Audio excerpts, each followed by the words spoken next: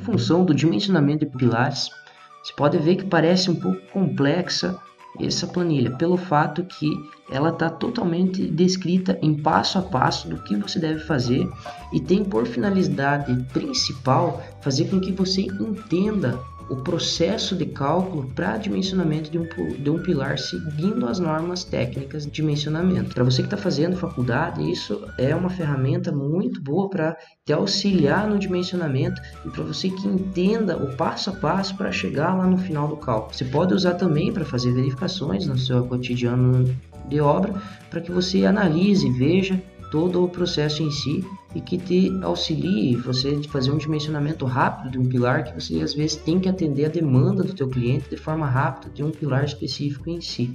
O primeiro passo é você dar uma lida na observação, porque tem principalmente uma parte essencial que é a relação do carregamento e as propriedades do concreto.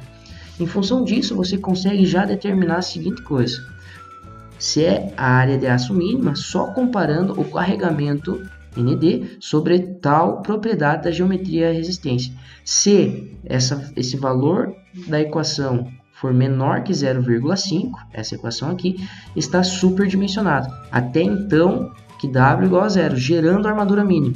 Existe um carregamento limite, que é o ND limite de 0,5 vezes essa, que seria essa equação que vai determinar o carregamento limite, para gerar armadura maior que a mínima. Então, caso esse valor aqui for menor a 0,5, significa que ele está superdimensionado. Você tem que tender a ele como a 0,5, porque ele não fica nem super, nem pouco dimensionado. É mais ou menos um ideal. Caso ele for menor, significa que tá show de bola, porém você vai cair em armadura mínima, que segundo a NBR 6118 seria 10 mm a barra de vergalhão. Como funciona esse processo? Você pode ver que já tem algumas tabelas para te auxiliar e você vai focar agora do lado esquerdo da planilha em si, que é no lançamento de dados. Você vai falar sobre a distância do eixo do pilar, o diâmetro da brita, o FCK, o aço, o CA do aço, o cobrimento, segundo a NBR, o carregamento, que é a carga axial, aqui é ele, o coeficiente adicional, segundo a NBR 6118, que é o YN, que está em função dessa tabela aqui, devido à dimensão da menor lado do pilar, o nome do elemento e o carregamento em si ele faz automático em função do que você lançou aqui. O próximo passo é você determinar o peso específico do concreto armado que você quer admitir. Segundo a NBR 6120, o concreto armado pesa 25 kN por metro cúbico. Aí você insere a dimensão do pilar, que é a área, o lado A, o lado B e a altura C, de eixo a eixo.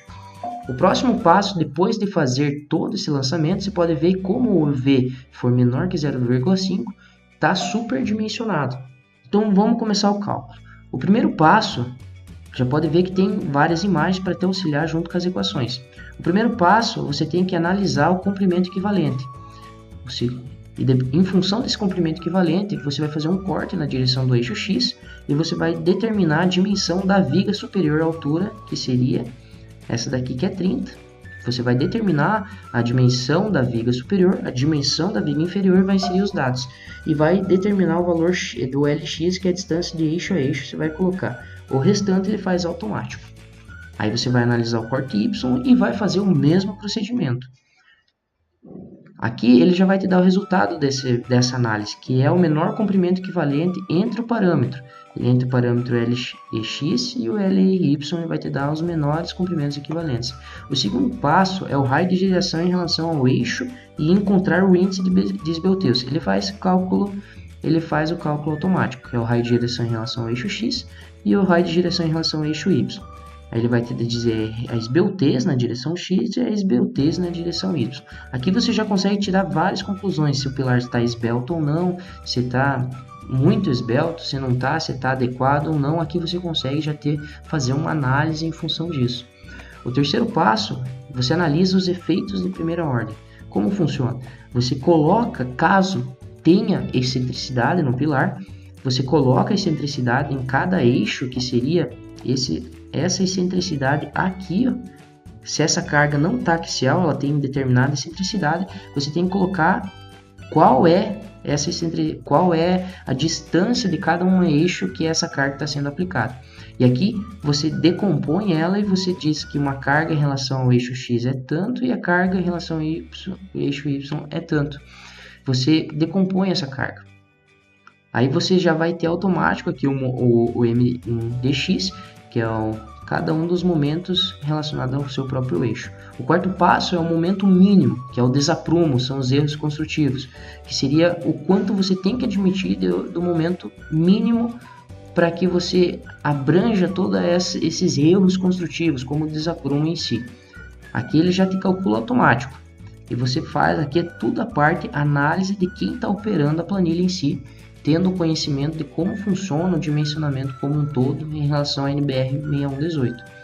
Entendendo essa intensidade mínima, você já vai ter o outro valor relacionado a esse dimensionamento. O quinto passo é a SBUTs limite. A SBUTs limite você tem que já está tabelado em função dos apoios do pilar, que seria essa tabela em si aqui ao lado. Você pega o valor e o que mais se enquadra ao teu tipo de dimensionamento. Aqui como exemplo a gente adotou um que é para pilares biapoiados com forças transversais significativas ao longo da altura. O próximo passo ele já te diz o momento admitido em X e Y e aqui os valores e a SBUTs limite. E o parâmetro de SBUTs é que a SBUTs não pode ser inferior a 35, nem maior do que 90, essa SBUTs limite, em ambos os eixos. Logo, você vai analisar essas SBUTs, que você pode ver que faz tudo automático, e ela vai te dizer qual SBUTs vai utilizar. Como ela deu inferior a SBUTs limite, ela já arredonda para a SBUTs que você tem que adotar para a utilização do cálculo. O sexto passo é um parâmetro se tem ou não efeito de segunda ordem. O parâmetro ele faz automático, isso aqui ele já te diz se está tendo efeito de segunda ordem em cada um dos eixos. Se a SBUTs inicial for menor que a limite, então não gera segunda ordem. E aqui ele já te diz, você pode ver que no eixo X ele está de acordo, ele não está gerando efeito de segunda ordem, e já no eixo Y ele está gerando segunda ordem. O sétimo passo é o efeito de segunda ordem que é ocasionado. Os dados de entrada aqui em si, ele já puxa automático, que é a relação, que é aquela continha feita lá no início do V. E aqui ele já diz se você precisa, se ele está superdimensionado ou não, e você precisa alterar o V. Caso precise alterar o V, significa que você tem que redimensionar o teu pilar, ou se você quiser prosseguir, não tem problema, basta, tá vendo, ele já está até apontando que está superdimensionado. Aqui ele vai já te dizer as relações em relação ao que a norma exige que você calcule.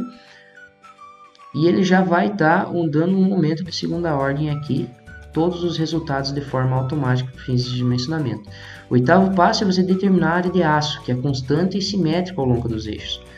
A única coisa que você vai precisar aqui é você abrir o Abaco Venturi, como já está falado aqui, está disponibilizado junto com o conteúdo adquirido. O nome é Abaco de Venturi Pilares. Você vai fazer a seguinte coisa, você vai vir, vai abrir as tabelas auxiliares e vai vir no Abaco de Venturi.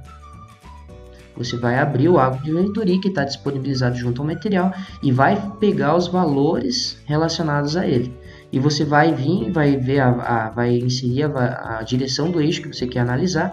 E você vai, o chute inicial normalmente é a bitola mínima e um estribo de 5 mm. Normalmente você pode alterar, porém é um chute inicial. Você tem que verificar qual é o eixo da armadura principal. Os dados de entrada em relação ao eixo X e os dados de entrada em relação ao eixo Y, você insere nessa tabela, que é o Abaco adotado, e esse valor escolhido segundo o Abaco que você retira lá.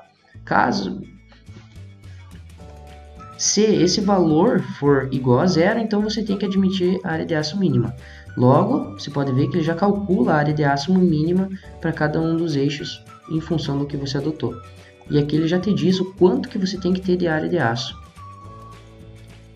O nono passo, você já começa a determinar as barras utilizadas. Você tem que ampliar a tabela ao lado para determinar as armaduras. Essa armadura, você pode ver que você pode abrir aqui, ó, já está disponibilizado. Você amplia ela e você determina as armaduras em si que você vai utilizar. O chute inicial, em função dessa área de aço necessária, você tem que adotar uma quantidade de área de aço. Você tem que interpretar e você insere aqui qual você vai adotar. Supondo aqui, ó, número de barras, 2 barras. Supondo aqui, ó, barra 8 milímetros, 4 barras dela, você vai resultar em 2,01 centímetro quadrado de área de aço. E assim sucessivamente, inserindo aqui o que você admitiu em função dessa área de aço para cada um dos lugares, para um pilar simétrico em si. O nono passo, você vai começar, depois que você admitiu em função de uma área de aço, você adotou uma armadura em si, você vai entrar no nono passo, que é os parâmetros construtivos. A primeira análise é você ver a dimensão máxima do agregado graúdo, que é essa relação do diâmetro máximo menor ou igual a 20% do cobrimento. Você pode ver que ele faz tudo automático. Você está aprovado, está ok. Caso não esteja, você já volta e tem que redimensionar em função dos critérios que você vai adotar de redimensionamento. O segundo passo é a armadura longitudinal não deve ser inferior a 10 mm e não superior a 1/8 da menor dimensão da seção transversal. A menor é 20 cm e a maior é 40. Ele puxa automático e já te diz se está aprovado dentro dessa condição ou não. A terceira análise é a armadura longitudinal mínima e máxima, onde ela vai te dizer esses dois parâmetros, a área de aço mínima é essa e a área de aço máxima é essa. Aí ele vai verificar automaticamente essa relação e vai dizer se está aprovado ou não. O quarto passo é o número mínimo de barras longitudinais. Como é 4, você insere aqui 4 barras e ele vai te dizer que antes que você admitiu aqui nessa escolha e ele vai te dizer se está aprovado ou não, que é a quantidade mínima. Já armaduras transversais dos estribos, você vai inserir qual você admitiu aqui em relação ao mínimo e máximo que ela pode ter. Então ele já vai te dizer o quanto que você tem que adotar de armadura transversal. O espaçamento da armadura transversal, você insere aqui o qual você utilizou, o espaçamento dele, a menor dimensão do pilar. Dentro dessas condições, o espaçamento entre os estribos é de 12 centímetros, porque ele tem que ser o menor dentre todas essas condições. O sétimo é o espaçamento entre as barras longitudinais, seguindo essa linha de cálculo. O espaçamento em função existente, ele faz tudo automático, você pode ver, porque esse parâmetro é aprovado em função dessa análise em si que está sendo empregada, e já te diz se está aprovado ou não. O oitavo passo é os estribos suplementares, seriam os ganchos, e você tem que ver qual camada você tem que proteger ou não. Aqui você só precisa analisar, pelo fato que ele faz todo automático. A distância até a primeira barra é essa, você faz uma análise, então você vai ter no final de tudo o resultado, você vai ter 2 barras aqui, 2 barras aqui, e você vai ter uma quantidade de ganchos suplementares de 0. Você não vai ter ganchos suplementares pelo fato que aqui está atendendo todo o processo. Ele diz que não precisa, caso precise ele vai te anunciar quanto que precisa. E por estribo, a bitola do gancho e a quantidade de gancho que vai precisar caso venha ocorrer o que você precisar. Depois de todo esse dimensionamento, vai ocorrer muitas das vezes de não atender alguns parâmetros, então você vai ter que redimensionar. Então você vai ter que alterar talvez dimensões de pilar, alterar carregamento, procurar não ter momentos de segunda ordem, procurar trabalhar em cima de alterar esse coeficiente V que está em função do carregamento, a área de concreto e o FCD. E aqui, para facilitar isso, você tem um pré-dimensionamento que está em função desse ábaco, que é a largura em centímetro em função da altura não travada em metro. Você já determina mais ou menos um pré-dimensionamento do pilar em função desse ábaco que está disponibilizado aqui para te facilitar o processo de cálculo. O resultado dos cálculos em si, depois que tiver tudo ok, você precisa sempre primeiro inserir os valores unitários e os comprimentos das esperas das dobras, que seria as dobras dos estribos e o comprimento da dobra dos ganchos que você vai estipular. Normalmente é 5 a 7 centímetros. Normalmente é 7 centímetros. O resto do transpasse, a distância, ele já puxa automático. Você precisa inserir depois, logo você insere os comprimentos unitários. O comprimento das barras aqui é tudo automático, ele já puxa o comprimento do estribo, o comprimento da barra longitudinal e o comprimento do gancho caso venha a ocorrer. Aqui ele já vai puxar tudo automático, a quantidade que você precisa, ó. Supondo, o pilar que você está analisado, ele já puxa automático do qual o nome do pilar que você adotou, P28. Ele vai te dizer nas barras longitudinais, que é um perfil N1, na barra longitudinal você vai ter barra de 10 e a quantidade dela 4 e um comprimento de 3,35 metros. Em relação ao estribo, você vai ter um estribo de 5 mm a cada 12, um comprimento de 1,14 metros. Já caso tenha gancho, ele vai te anunciar aqui todo o processo em si. Caso, como não tem, não precisa nessa análise. Isso aqui é uma análise de um pilar analisado. Aqui existem algumas fontes relacionadas a Gerdau, da Sinap CA50 e CA60, e o material de apoio relacionado à emenda de barra, que é comprimento de ancoragem, com gancho e sem gancho, e um diâmetro e quanto pesa por quilograma relacionado a cada um desses diâmetros, para auxiliar você no processo de dimensionamento após determinar todo o processo. Então o processo é bem simples. Chegando aqui nos resultados, ele faz tudo automático para você.